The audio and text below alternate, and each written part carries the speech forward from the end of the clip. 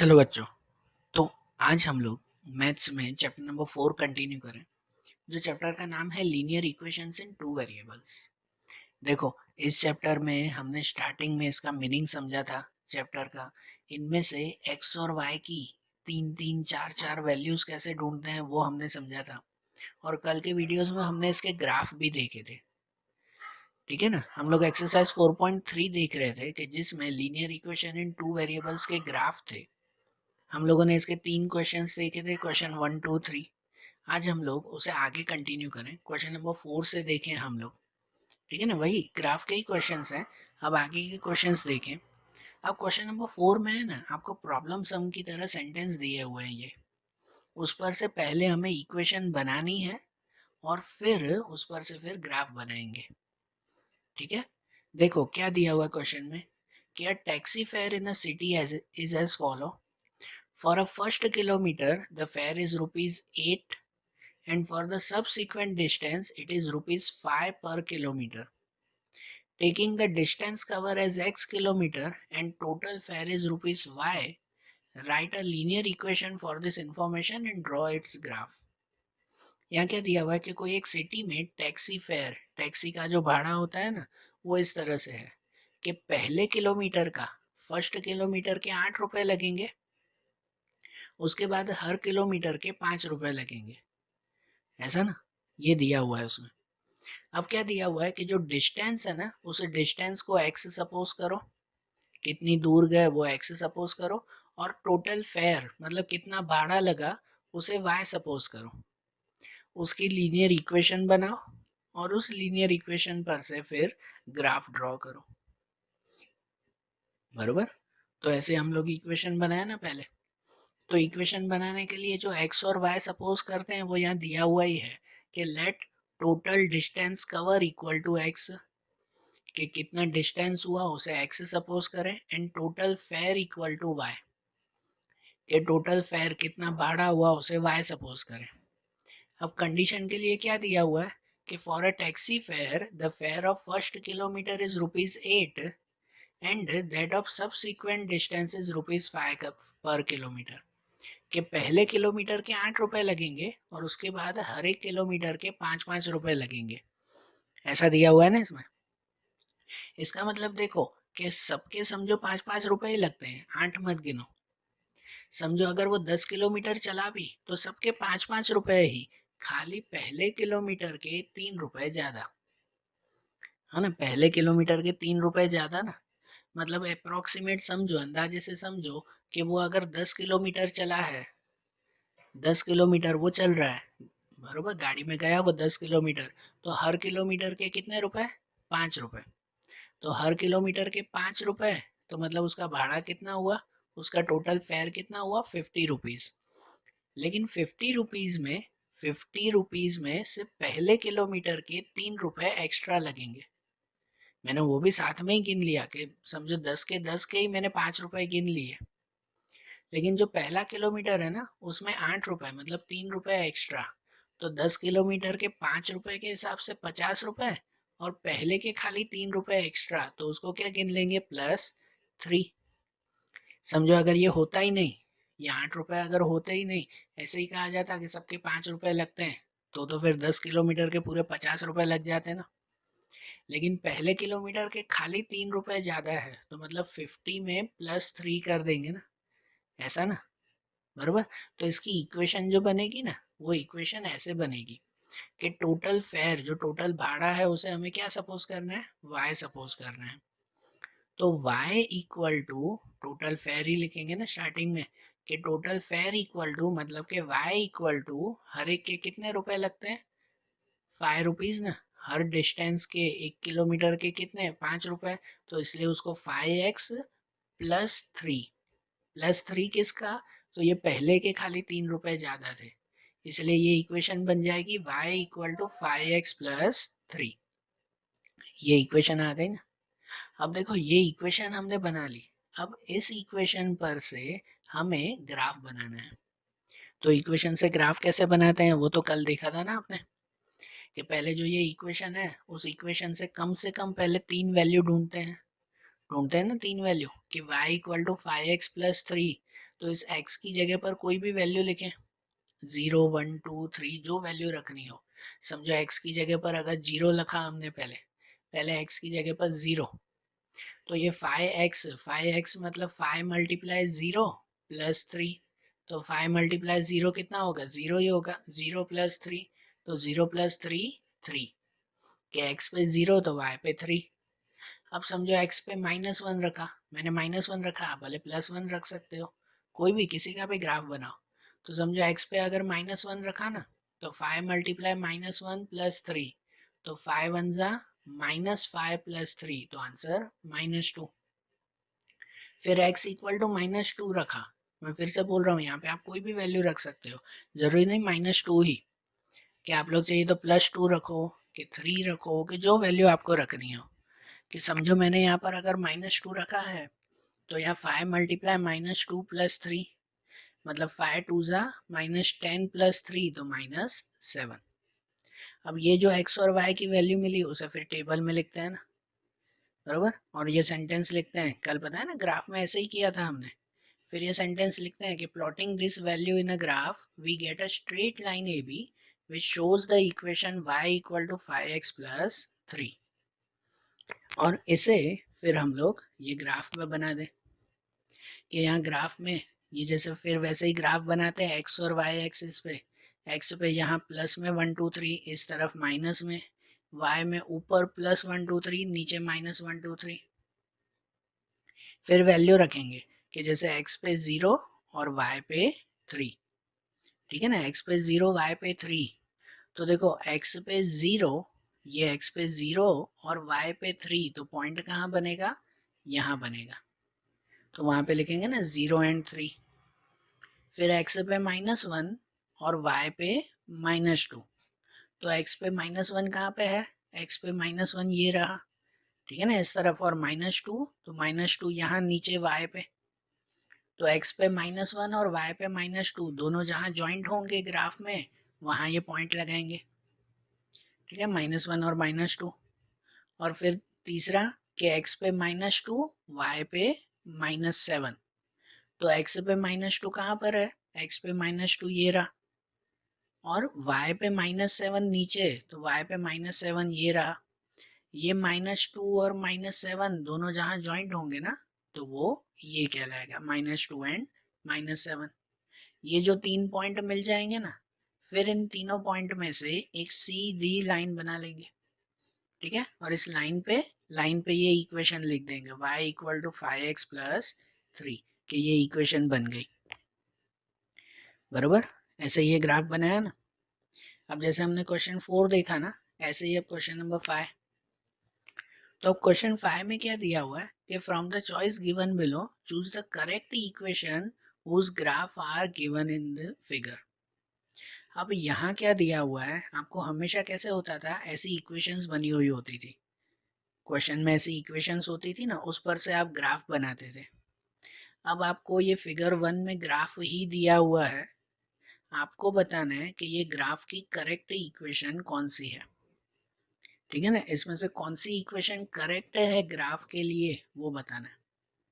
तो अब कैसे पता चले, तो ये कैसे पता चलेगा पता है, इस ग्राफ में आपको 3 पॉइंट दिए हुए हैं, ठीक है, ये 3 पॉइंट हैं, जैसे कि पहला पॉइंट ये है -1 और 1, दिखाई दे रहा है ना, -1 और 1, तो इस -1 और 1 में ये पहला नंबर जो होता है -1, उसे x कहते हैं, जो दूसरा नंबर 1 होता है उसे y कहते हैं। ऐसा ही होता है ना, -1 ये x और y की वैल्यू, दूसरी वैल्यू ये है, ये 0 0, इसमें भी ये पहला x दूसरा y, और तीसरी वैल्यू ये है ब्रैकेट में 1 और -1, कि इसमें भी ये पहला x दूसरा y, ऐसा है ना। तो आपको क्या करना है पता है, कि ये जो 4 ऑप्शन दिए हुए हैं ना, इन चारों ऑप्शन में एक एक करके ये वैल्यूज रख कर देखो कि कौन सी वैल्यू में, कौन से ऑप्शन में ये इक्वल टू के इस साइड और इक्वल टू के उस साइड सेम आ जाते हैं, मतलब वो कहते हैं ना लेफ्ट हैंड साइड और राइट हैंड साइड सेम आ जाने चाहिए, तो वो ऑप्शन करेक्ट। जैसे समझो ये पहला ऑप्शन लेते हैं y इक्वल टू एक्स, समझना y इक्वल टू एक्स, ये पहला ऑप्शन लेते हैं, तो इसमें ये समझो पहली वैल्यू रखो, तो पहली वैल्यू -1 और 1, तो ये y इक्वल टू एक्स, तो y पे क्या रखेंगे, 1 रखेंगे ना। y पे क्या लिखा मैंने, 1 लिखा, सही बात, रफ में लिखना। और ये x पे क्या रखें, तो x पे -1 रखें, x पे क्या रखें, -1 रखें ना, सही बात है ना। तो अब बीच में इक्वल टू की साइन है, तो बताओ 1 इक्वल टू -1, ये पॉसिबल हुआ पॉसिबल कि ये y पे मैंने वैल्यू लिखी 1, x पे लिखा -1, तो 1 इक्वल टू -1 पॉसिबल हुआ, नहीं हुआ, मतलब ऑप्शन 1 गलत है, ठीक है ना, ऑप्शन 1 गलत हो गया ये। तो सेकंड ऑप्शन देखो कि x plus Y equal to 0। अब इनमें ये पहली वैल्यू रखो कि ये पहला x प्लस वाई, तो x पे क्या रखेंगे, पहली वैल्यू -1, ठीक है ना। ये 3 वैल्यू है ना, उसमें से एक एक करके वैल्यू रखो कि अगर पहली वैल्यू ही गलत आ रही है, जैसे पहले में तो पहली ही गलत आ गई, तो बात ही खत्म। तो अब इसमें इस x पे ये वैल्यू रख के देखेंगे कि x पे रखा -1 प्लस y पे रखें, तो y पे रखेंगे 1, तो -1 और +1 क्या हुआ, इक्वल टू 0 हुआ ना। मतलब देखो ये equal to 0, left hand side right hand side equal हो गया ना, -1 और +1 0 आ गया कि नहीं, मतलब कि ये ऑप्शन करेक्ट है आपका, बरोबर ना। ये वैल्यू रख कर देखेंगे हम लोग कि कौन सा ऑप्शन करेक्ट आ रहा है। दूसरे दो ऑप्शन में भी आप लोग वैल्यू रख के देखो, दोनों ऑप्शन में नहीं बैठेगा आंसर, दोनों ऑप्शन में आंसर नहीं आएगा, आप रख कर चेक कर लो। इस ऑप्शन में आंसर आ गया, तो इसका मतलब the correct linear equation is x plus Y equal to 0। Correct answer ये हुआ ना, समझ में आया ना, ये सीधा लॉजिकली हमें करना है। ऐसे ही इसमें फिफ्थ में ही सेकंड दिया हुआ है, ऐसे ही दूसरा फिगर दिया हुआ है कि उसमें उसमें भी ऐसे 4 ऑप्शन और ग्राफ दिए हुए हैं, तो उसमें ये वैल्यू रखें। देखो पहली वैल्यू कौन सी है, -1 और 3, दूसरी कौन सी है 0 एंड 2, और तीसरी कौन सी है 2 एंड 0, बरोबर। तो ये एक एक करके वैल्यू रख के देखें, बरोबर, एक एक करके वैल्यू रखें। समझो पहला ऑप्शन लेते हैं, पहले ऑप्शन में ये वैल्यू रखो कि ये x पे -1 है और y पे 3 है, ये ना x पे -1 और y पे 3, तो ये y पे 3 इक्वल टू x पे -1 और ये +2, ऐसे वैल्यू रखी ना हमने। तो इसमें चेक करो दोनों तरफ सेम आया, इस तरफ तो 3 है और यहाँ -1 और +2, 2 में से 1 जाएगा तो 1 बचेगा, मतलब यहाँ 3 और यहाँ 1, ये तो पॉसिबल हुआ ही नहीं, नहीं हुआ ना करेक्ट, मतलब कि ये ऑप्शन गलत है, गलत हुआ ना ये। अब दूसरा ऑप्शन में y equal to X minus 2, तो देखो y की जगह पे क्या रखें 3, बरोबर। ये पहली वैल्यू ही देखो आप कि y की जगह पे क्या रखें 3 रखते हैं, तो ये y की जगह पे 3 लिखा मैंने, ये रफ में लिखते हैं, इक्वल टू x पे क्या रखना है, तो x पे रखना है -1, तो x पे -1 रखा और पीछे -2, तो यहाँ 3 है, लेकिन यहाँ -1 और -2 -3 हो जाएगा, -1 और -2 क्या हो जाएगा -3, तो इस साइड 3 बचा और इस साइड -3, तो ये भी पॉसिबल नहीं है, सेकंड ऑप्शन भी गलत। आ रहा है ध्यान। अब थर्ड ऑप्शन में कि y equal to -x plus 2, तो देखो x की जगह पे, सॉरी पहले y है, y की जगह पे क्या लिखेंगे इसमें से 3, ये पहली वैल्यू में से ही y की जगह पे क्या लिखे 3 लिखे, मैं यहाँ लिख रहा हूँ y की जगह पे 3 इक्वल टू ये -x है, तो x की जगह पे क्या लिखना है -1। अब यहाँ देखो ये x पे भी -1 है, ये वैल्यू x पे भी -1 है और यहाँ पर भी माइनस है, तो ये वैल्यू का भी माइनस और इसका भी माइनस, माइनस माइनस +1 हो जाएगा, ये +1 हो जाएगा और पीछे +2, तो यहाँ पे +3 और यहाँ पे 1 + 2 3, तो इसमें देखो लेफ्ट हैंड साइड और राइट हैंड साइड इक्वल आ गया ना कि ये भी 3 और ये भी 3, मतलब कि ये ऑप्शन करेक्ट है। तो आंसर में लिखेंगे ना the correct linear equation is y equal to -x plus 2, ये और थर्ड ऑप्शन करेक्ट हुआ ना इसमें। समझ में आया ना ग्राफ पर से कैसे इक्वेशन ढूंढनी है, ठीक है ना, ये x और y की वैल्यू उसमें रखा करो। अब ऐसे ही क्वेश्चन नंबर 6 देखें, तो क्वेश्चन नंबर 6 में भी ये प्रॉब्लम सम दिया हुआ है, ठीक है। उस पर से फिर ग्राफ बनाएंगे, पहले इक्वेशन फिर ग्राफ। इसमें क्या दिया हुआ है कि if the work done by a body on application of a constant force is directly proportional to the distance traveled by the body, express this in a form of equation in two variables and draw the graph of the same by taking the constant force as phi unit. Also read from the graph the work done when the distance traveled by the body is 2 unit and 0 unit. बरोबर। तो अब यहाँ पर समझो कि ये आपको पता है हमारे साइंस का एक रूल है जो यहाँ पे दिया हुआ है। रूल ऐसा है कि if the work done bye the body, कोई भी चीज का वर्क आपके साइंस के जो है वो ये वर्क वाले चैप्टर में ये आता है कि work done by body on application of a constant force is directly proportional to the distance travel by the body. बराबर। कोई भी वर्क तभी कहलाता है, वर्क डन तभी कहलाता है कि जो उसका फोर्स कितना है और वो कितना डिस्टेंस ट्रैवल कर रहा है। कोई भी चीज के ऊपर वर्क तभी कहलाता है कि जब उस पर आप फोर्स लगाओ और वो चीज कुछ डिस्टेंस ट्रैवल करती हो तो, है ना। आपके साइंस में आता है ना कि अगर कोई ऑब्जेक्ट पड़ा हुआ हो, कोई ऑब्जेक्ट हो, अगर वो ऑब्जेक्ट अगर एक ही जगह पे हो तो वो स्टेशनरी कहलाता है, लेकिन उसके ऊपर जब हम फोर्स लगाते हैं, उसको अगर धक्का दें तो ये ऑब्जेक्ट थोड़ा दूर जाएगा ना, ठीक है ना। तो वो कितनी दूर जा रहा है उसे उसका वर्क कहते हैं। तो मतलब अगर हम लोग इक्वेशन का है ना तो ऐसा कहेंगे कि suppose distance travelled equal to X, कि कितनी दूर जा रहा है उसे एक्स सपोज करें, एंड वर्क डन कितना वर्क हुआ उसे वाई सपोज करें। बरोबर। और फोर्स जो हम लोग कहते हैं ना, तो फोर्स के लिए यहाँ पे दिया हुआ है कि taking the constant force as phi unit, मतलब फोर्स पे फाई ही लिखना है। तो ये डिस्टेंस हुआ, ये वर्क हुआ आपका y, डिस्टेंस x, वर्क पे y, और फोर्स पे force equal to phi unit, ठीक है। तो अब जैसे हमारी फॉर्मूला आती है ना, साइंस में ये फॉर्मूला है कि work done equal to force multiply distance, work done equal to force multiply distance, ये फॉर्मूला ही है।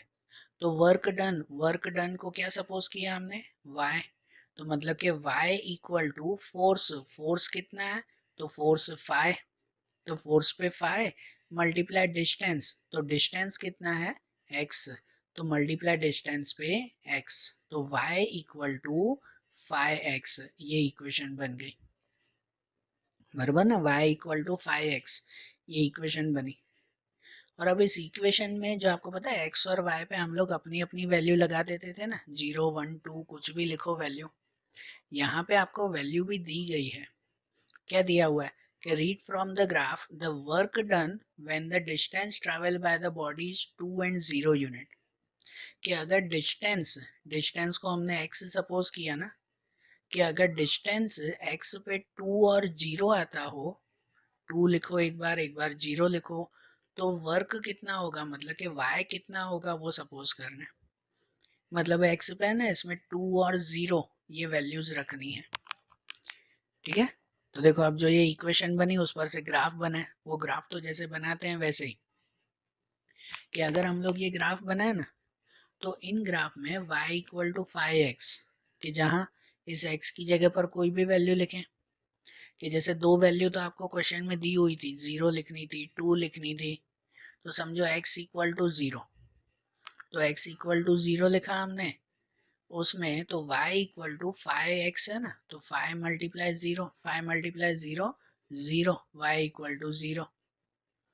फिर समझो x इक्वल टू 2 लिखना है, दूसरी वैल्यू भी क्वेश्चन में दी हुई है ना, x इक्वल टू 2, तो y इक्वल टू क्या हो जाएगा, 5 मल्टीप्लाई 2, फाइव एक्स है ना, फाइव एक्स मतलब 5 मल्टीप्लाई 2, तो 5 2 जा 10, y इक्वल टू 10।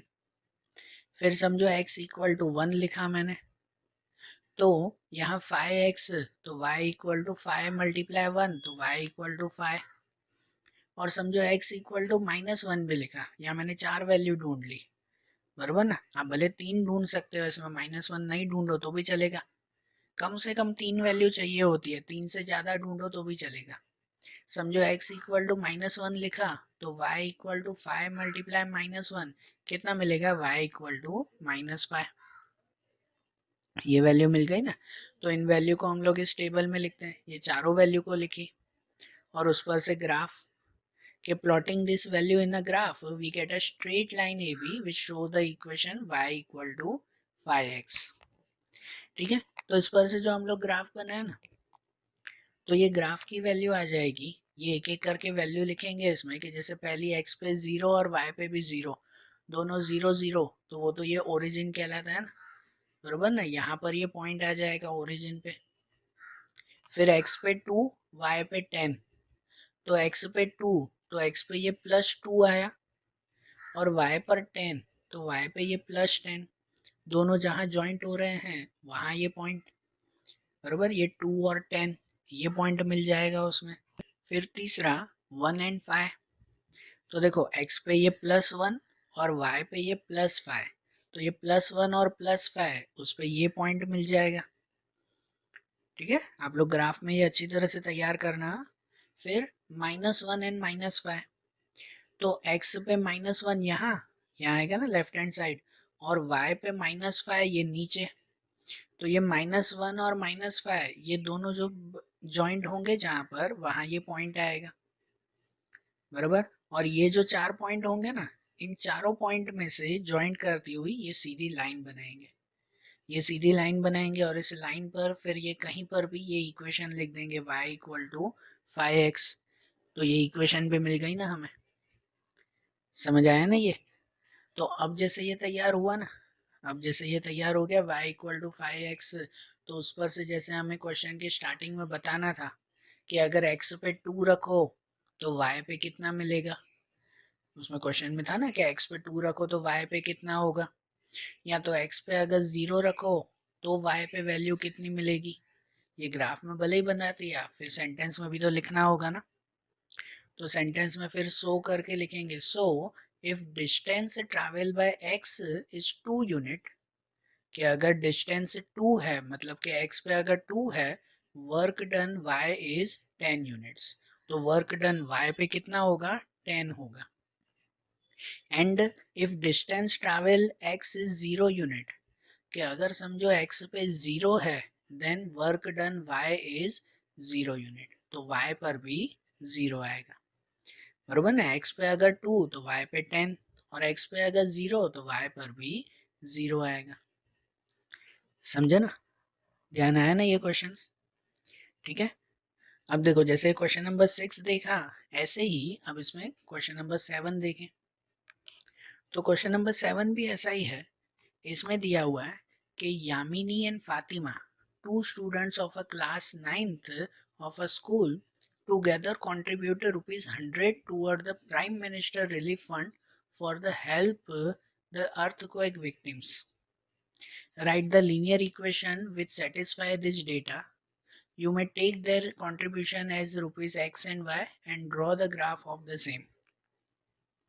इस पर से भी पहले इक्वेशन बनानी है और फिर ग्राफ तैयार करना है ना, बरोबर ना। तो देखो इसमें इक्वेशन में ऐसे बनाएंगे हम लोग कि ऐसा दिया हुआ है कि यामिनी और फातिमा दो स्टूडेंट हैं, कि दोनों ने मिलाकर ₹100 जमा किए, कि अर्थक्वेक विक्टिम के अर्थक्वेक के जो विक्टिम्स थे, मतलब अर्थक्वेक में जिन जिन लोगों को परेशानी थी ना, उन्हें हेल्प करने के लिए ये पैसे उन्होंने डोनेट किए। तो यामिनी और फातिमा दोनों ने मिलाकर ₹100 बनाए, है ना, ₹100 जमा किए हैं। तो इसकी हमें इक्वेशन बनानी है। तो इसकी इक्वेशन तो एकदम सिंपल बनेगी कि सपोज ऐसा लिखें कि let the contribution of Yamini is x, कि समझो यामिनी ने जितने रुपए दिए वो x, दोनों ने मिलाकर 100 दिए हैं, दोनों ने कितने कितने दिए वो पता नहीं है, हमें तो खाली इक्वेशन बनानी है। समझो यामिनी ने x रुपीज़ दिए and contribution of Fatima is ₹y, और समझो फातिमा ने y रुपीज़ दिए, दोनों ने मिलाकर 100 रुपीज़ दिए, तो इक्वेशन क्या बन जाएगी, x plus Y equal to 100। सीधी इक्वेशन बना देंगे ना, x plus Y equal to 100, बरोबर ना। अब ये जो इक्वेशन बन गई ना, उस पर से फिर ग्राफ बनाना है। तो ग्राफ के लिए सेम वैसे ही इसमें भी ग्राफ के लिए वैसे इक्वेशन ढूंढे ना, वैल्यू ढूंढे ना, बरोबर। अब यहाँ समझो कि यहाँ जो वैल्यू ढूंढनी है ना, अब यहाँ x plus Y equal to 100 काफ़ी बड़ा नंबर है। तो आप इसमें 0 1 2 ऐसे नंबर अगर लिखने जाओगे ना, ऐसे नंबर अगर लिखोगे तो शायद शायद जो है वो ये ग्राफ आपका बहुत बड़ा बन जाए, क्योंकि x plus Y equal to 100। अब समझो x पे आपने 1 लिखा, x पे 1 लिखा तो y ढूंढने के लिए 1 माइनस में जाएगा।